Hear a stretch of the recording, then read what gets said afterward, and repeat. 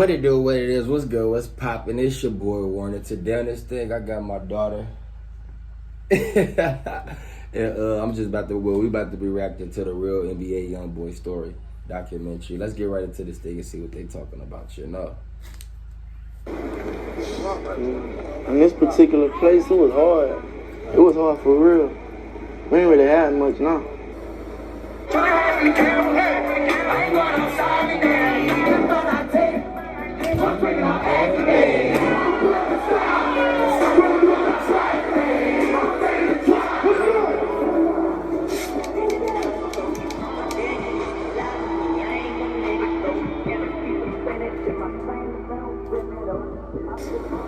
Contrell was born on October 20th, 1999 in Baton. I just want to throw out there October, very own. October baby, you know what I'm saying? Louisiana. He referred to Baton Rouge as a rare place with a different culture, atmosphere, and crooked police. He grew up without his father in the picture after he was sentenced to 50 plus years. His mother would move away because of this. His dad had the 3 stripes in his eyebrow. Soldier boy and tell him. She sent him to live with his grandparents on 38th and Chippewa Street at a young age with his half-siblings, one of them being his older brother Pierre. Biologic, that's my real brother. When he was 4 years old, he fell off of a bed at his grandparents', breaking his neck. This forced him to wear a halo brace until... So is 3-3 and YoungBoy got the same dad, or is they just real close? Because I always thought they was just real close. But from the sounds of it, they got the same dad. I could be wrong, though. I could be wrong. I don't know. Spine healed, which would leave permanent scars on his head. The young boy would stay in Baton Rouge with his grandma, who he says spoiled him whenever she could afford it. When talking of his grandma, he says she's the only woman he's ever really felt love from. I always say my grandma, like my grandma took care of me. My grandma gave me anything I wanted. My grandma made me feel love. And when she died, I ain't never felt that feeling again. Only time I ever feel love is when I walk on stage. Growing up, he was closest to his older brother. Ain't nothing like that grandma love. You know what I'm saying? Like, everybody know about that granny. Pierre, who would have a lot of responsibility being the oldest of 10 siblings and half-siblings. Damn. When Contrell was... When I walk... That sound like me. My mama got, I'm sorry for talking so much, but my mama got 10 kids. I'm the oldest. She got 7 girls, 3 boys. I'm the oldest boy, out of all of them, though. Stage. Growing up, he was closest to his older brother Pierre, who would have a lot of responsibility being the oldest of 10 siblings and half-siblings. When Contrell was 7 years old, he came to Pierre on the porch with a notebook and told him he wanted to be a rapper, being inspired by his biological mom, who used to be a rapper as well. He started off writing in the composition notebook. We was on the porch. He came to me with this composition notebook, and he was like, you know, this is what he gonna do. He began writing his first raps over the coming years, but was still a child and didn't take it 100% serious yet. As he and his brother got older, there's no question that the street life would influence them, but it wasn't always that way. In fact, they would try at an early age to make legitimate money by cutting neighbors' lawns for $7 each. This obviously didn't... Real gritters. Y'all 2000 babies don't know nothing about that, though. You know, real grit in the hood, shoveling snow as a kid. Y'all, I'm just talking. As long as it simply wasn't enough money to keep them out of trouble. It's either jail or death like Lily. They started stealing bikes and car batteries at a young age, eventually leading up to home break-ins. He would eventually drop out of school in the 9th grade and start taking rap more serious. This was around the time his grandmother would pass away from heart failure, leaving Contrell nowhere to go. Contrell would move in with his half-brother Pierre and Pierre's mother Monique, who would be like a second mom to him, even referring to her as mom. At 12 years old, Pierre and Contrell would be having a conversation about life when Pierre told him not to worry, we're never going to be broke again. This conversation would lead to the beginning of the NBA slogan, starting with just the two of them and then expanding to his cousins and younger brothers as well.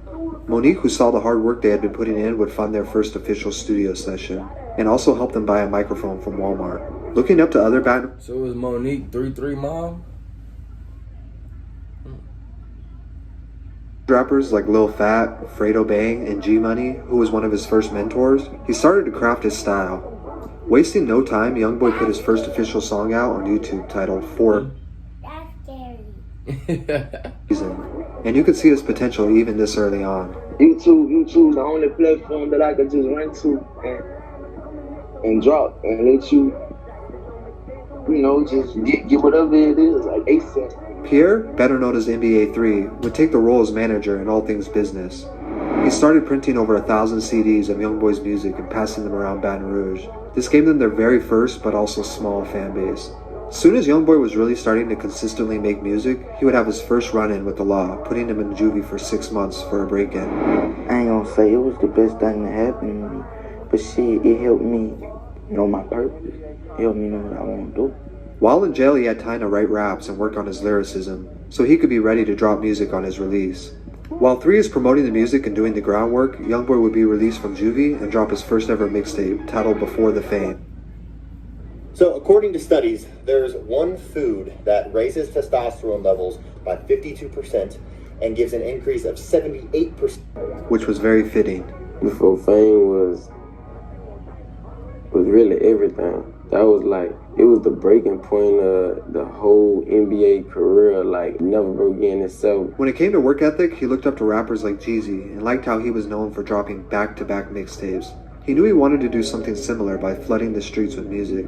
He spent the next year dropping mixtapes and trying to build a buzz outside his local area of Baton Rouge, dropping Mind of a Menace 1, then 2, and later Before I Go. By now he has gained enough credits to start catching the attention of mainstream artists and a much wider variety of fans, reaching outside his home state. Kevin Gates and Boosie would be some of the first major artists to hop on a song with him and give him his first cosign. Gates told me to keep working. Boosie, he just told me he could show me some things. As well as Meek Mill, who is said to have been one of the first people He said Boosie said he could just show me something. Like, what the hell? to discover him and give him the name YoungBoy early on. In October 2016, he dropped his breakthrough mixtape 38 Baby, which should really be considered an album for how well put together it was. The tracklist included one of his breakthrough songs, 38 Baby, which would later earn him his first gold recording plaque. With the success of this tape, and a little buzz off some rap beefs, it would put his name into a whole new audience of people, gaining him a ton of new fans. Although he was only 17 at the time, his music sounded like it was coming from someone much older because of how raw, spiritual, and emotional it was, which we can trace back to his very real childhood. This would be enough for him to catch the attention of multiple major labels, who would soon be calling. He would also officially change his name to YoungBoy Never Broke Again to avoid any issues with the National Basketball League, although he's still considered NBA YoungBoy to everyone else. In an interview with XXL in 2016, he stated, "I'm going to be the next new thing that you see in rap.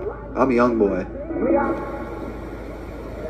On November 28, 2016, NBA YoungBoy was arrested before a show in Austin, Texas. I remember when that happened. That's crazy. That's when I first really started listening to him. I was like, damn. They had him stretched out all on the ground, everything.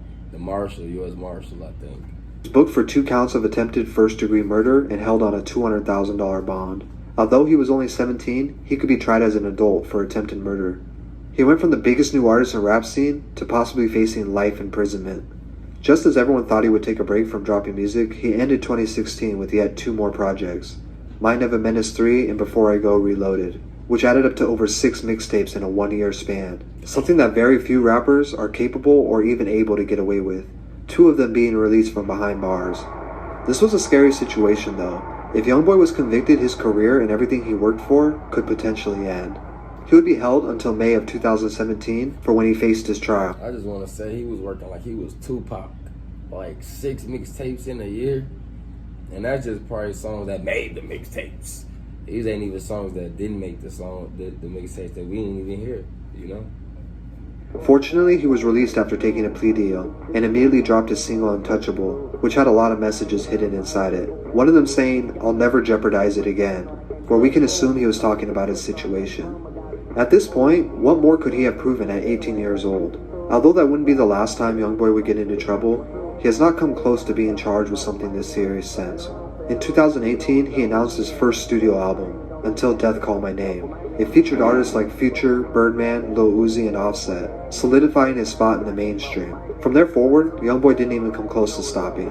He knew it was his time, dropping back-to-back mixtapes and EPs where he would go platinum in the streets and then platinum on the charts. I just knew at one point it wasn't no stopping me. You hear me? I knew that this moment was gonna come, nigga, to put me right there with you. To date, YoungBoy has more gold and platinum plaques than you could probably imagine, and he has been consistently the most viewed YouTube artist for over 2 years straight, pulling over 50 million views a week. There's no denying what YoungBoy has accomplished is insane. All of this happened while spending a majority of his career either locked up or on house arrest, showing us nothing is impossible, even at a young age, but it wasn't easy.